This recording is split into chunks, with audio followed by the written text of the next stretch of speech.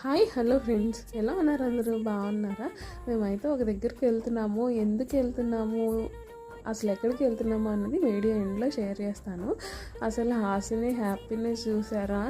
మామూలుగా లేదు. ఆ రోజు హాసిని కూడా రావాలి అనేసి ఆ రోజు స్కూల్కి కూడా వెళ్ళడం మానేసింది. ఈ డే కోసం 40 డేస్ నుంచి వెయిట్ చేస్తున్నాము హాసిని నేను.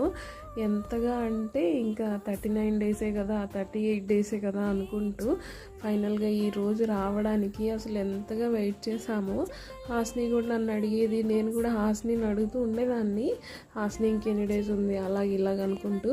ఫైనల్గా ఆ డే అయితే వచ్చేసింది. ఈరోజు అయితే మా వారు వస్తున్నారు అనమాట. తన్ని పిక్ చేసుకోవడం కోసం అనేసి ఎయిర్పోర్ట్కి వెళ్తున్నాము. అందుకే హాసిని అంత హ్యాపీగా ఉంది.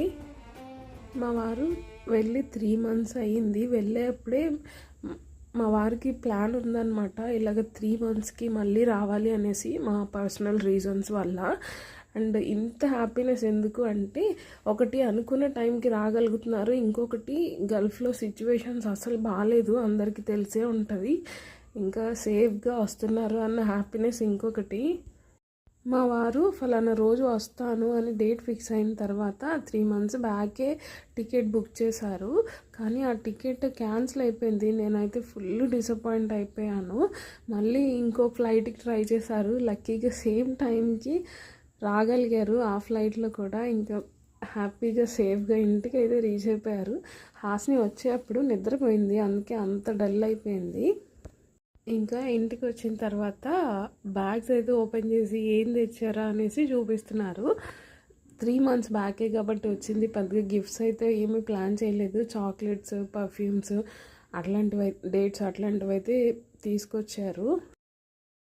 ఇంకా ఫారిన్ కంట్రీ నుంచి వస్తున్నారు అంటే ఏది తెచ్చినా తేకపోయినా ఫారిన్ మందు అయితే మ్యాండేటరీ కదా, అదైతే డ్రింక్ బాటిల్స్ అయితే తీసుకొచ్చారు వచ్చేటప్పుడు.